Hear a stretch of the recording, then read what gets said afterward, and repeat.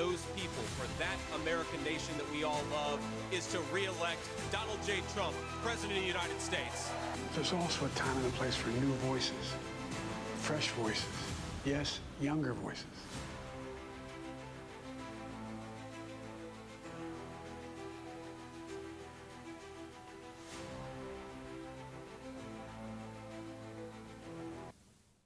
Welcome back to America Decides, the election night programme brought to you by the journalism students here at the University of Northampton and the students of the University of Richmond in the USA.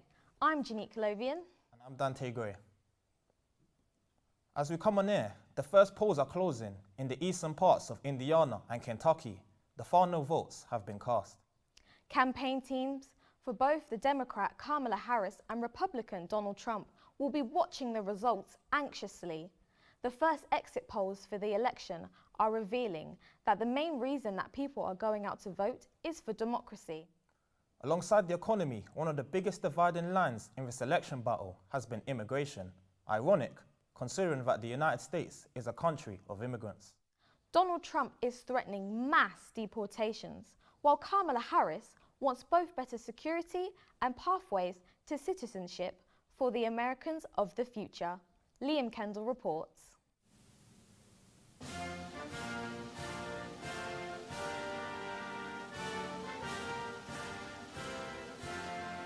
The Native Americans may have been here first, but the settlers soon swept in. Fast forward to today, and the Mexicans have followed suit with a clear desperation for some to cross the border and make it into the US.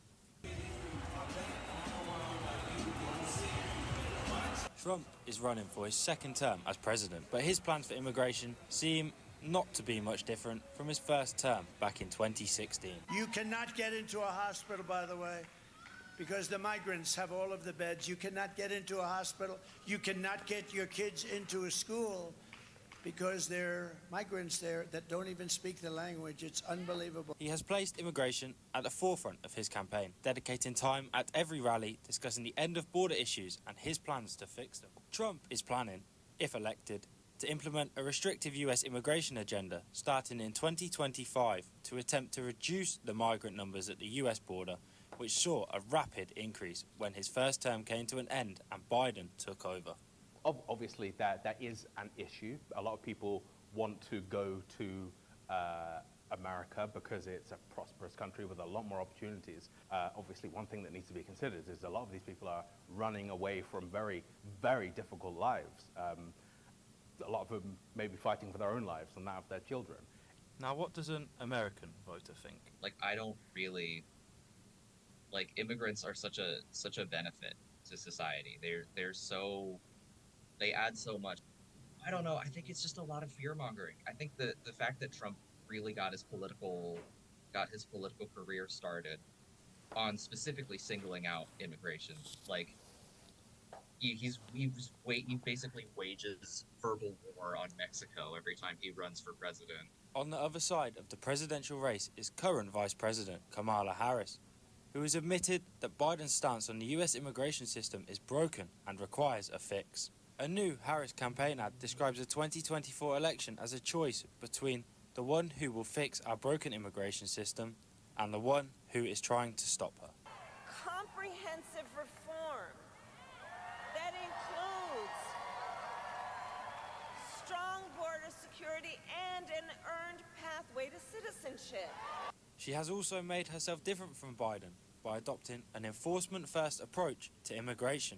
The failed border deal likely reflects Harris's immigration agenda for 2025, a mix of tough border restrictions and policies favoured by immigration advocates. There is no doubt that immigration will be at the back of every voter's mind tonight. Let's switch the focus from trying to get into the United States and go to an American student, Lorraine McConnell, who's studying here in the UK. Lorraine may not go back to the United States if Donald Trump wins. She told Tom Tosland why. You know, I kind of feel like depending on who gets elected, it's if I stay in the UK longer or not. I don't really know much about the election because I'm not in the country, so I like to pretend I'm not there. But I don't believe in Plan 2025, so Kamala. So kind of going back a little bit into one of your answers there. So you've said it's kind of the result depends how long you stay in this country or not. Could you kind of give us any kind of like further insight into that? What the reasons kind of are? So if Trump's elected as president for 2025, I think I'll probably stay in the UK longer because I don't want to live in a country where Trump is president. But what are the reasons? Why would you not want to be in a country where Trump is president? Because I don't believe in Project 2025. I don't believe in what he wants to defund the Department of Education. I don't believe in that. There's a lot of his ideals I just don't believe in, and I don't think I could sit and live there, especially when the right to having an abortion in multiple states are, it's no longer a right. And do you think, like yourself, do you think we could see more people from the US coming over to European countries to just try and move themselves away from certain move themselves away if Trump wins, if that makes sense? I think so, yeah. I think a lot of people have already started coming to European countries. Even like when he was elected in 2016, a lot of people had that kind of like idea, feeling like if he was in office, he was going to cause World War III just because of his tweets. One of the big issues tonight is the scale of voter turnout in an election that seems to be so close. Every vote matters. Alexa Mora from the University of Richmond joins us now. So Alexa, what demographic of voters is most important to each campaign? So there's currently a split among white voters based on education level. In the past, white educated voters leaned Republican, but that changed in 2016 and 2020 to Democrat. Women are also a major group that Democrats are relying on. Democrats have a large backing of black women voters this election, but there's been a declining support by black men. In the 2020 election, 61% of Latino voters voted for Biden and 36% voted for Trump. Because polls have not closed yet, demographic details for this current election are not currently out. Yes, thank you for that. And just secondly, what have we been seeing so far in terms of how voters are turning out? Well, according to the Richmond Registrar, Keith Ballmer, the city is receiving many provisional ballots which are used for voters who opt for same-day registration, which the city did see a lot of. I know that many college students who live out of state that had difficulty receiving mail-in ballots decided to vote in Virginia's election. And according to the Elections Commissioner, Susan Beals, 2.3 million people casted their ballots in person and early through mail. As of November 1st, 6.3 million people registered to vote in Virginia, with more expected by the time polls close. Alexa, just finally, how important is the youth in this election? Well, when Biden abruptly dropped out, there was many social media campaigns that Kamala Harris co-opted through like Brat Summer and Coconut, whatever that was, through social media use and appealing to Gen Z voters. There has been an increase of trying to reach the Gen Z vote, which Donald Trump's base has not done a lot of. So thank you very much. That the Gen Z vote is, yeah, thank you.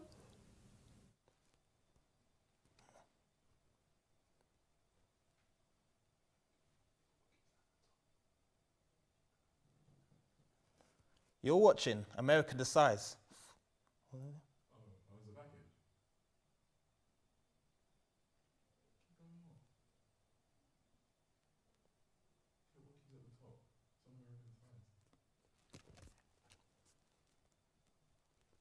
You're watching America Decides from the University of Northampton in partnership with the University of Richmond. If Kamala Harris wins tonight, she'll become the first ever female president of the United States. Hillary Clinton tried before her back in 2016 and was defeated by guess who? Donald Trump. Harris intends to succeed where Clinton failed. But who is Kamala Harris and how did she end up tilting for the presidency?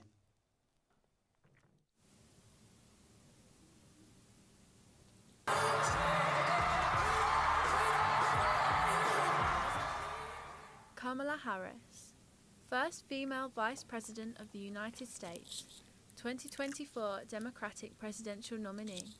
But who is she? Am I and done? How did she get here?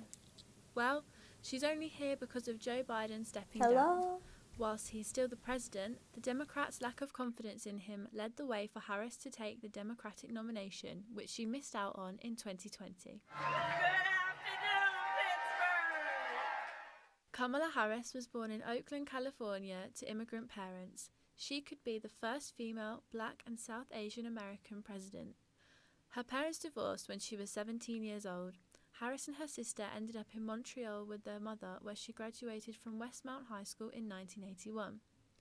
Harris attended Howard University and passed in 1986 with a degree in political and economical science. This morning, we are very proud to announce a tremendous victory for California.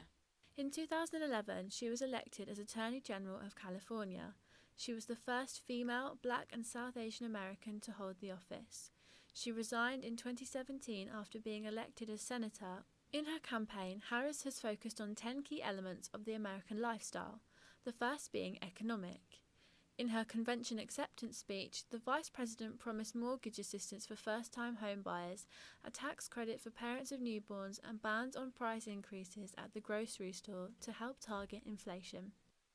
After being confirmed as the Democratic candidate, she said she would pass a middle-class tax cut that will benefit more than 100 million Americans. The chance to compete and a chance to succeed.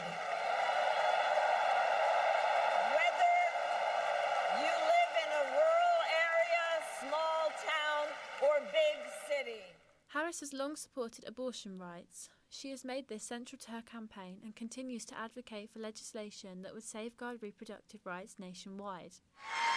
And like Dr. Reddick said, when Congress passes a bill to restore reproductive freedoms, as President of the United States, I will so proudly sign it into law. Earlier in her career, Ms. Harris supported expanding publicly funded healthcare programs that cover the elderly, youth with disabilities, and the poor.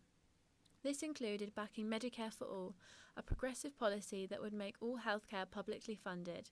She later softened her support for this. In the last election, the biggest voter turnout was in people aged between 45 and 64, so that should be Harris's biggest campaign target. However, she is popular with Gen Z, with many relevant celebrities endorsing her.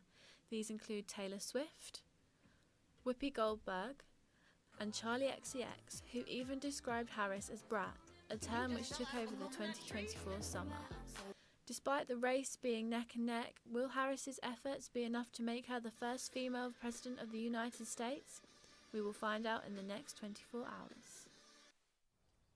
This election is not just about the United States. It has huge consequences for Europe. Here to tell us more is our reporter Olivia Hermans. So, Olivia, what is the history behind how the USA has ended up as one of the main protectors of Europe? So, Janique, since the Second World War, the United States has guaranteed the security of Europe through NATO. Now, NATO has become our key protection against Russia since the collapse of the Soviet Union. Russia has invaded Ukraine not once, but twice. If Ukraine falls, Russia is likely to move further west. Because Vladimir Putin would like to restore Russia to the borders of the old Soviet Union, he will have his eye on the Baltic states, potentially Poland, Hungary, and Romania. What does Trump think of NATO? So, Trump is not a fan of NATO. He has repeatedly criticised European countries in NATO for not paying their way. If he becomes president, there is a real danger he will force Ukraine to fold and cede victory to the Russians. Could you tell us how Biden has tried to soften the impact if Trump gets in? Yeah, so the G7 leaders have come together with a $50 billion worth of loans for Ukraine, with the US announcing it would give Ukraine a $20 billion loan during December. Now, the timing is meant to shield the loan funds from a potential clawback should Donald Trump win this election. Has there been any recent breaking news? Yeah, so recent statistics have shown that 53% of voters were women, 73% believe democracy is threatened, and 31% have said economy mattered the most. So these statistics could give some insight into how people might be voting. Thank you, Olivia. Just a reminder, the first polls have closed in the eastern parts of Kentucky and Indiana. The battle for the White House is entering its final stages. Stay with the team for our next bulletin with Tom and Fran at midnight. You can follow our election coverage on X at journalism_UON.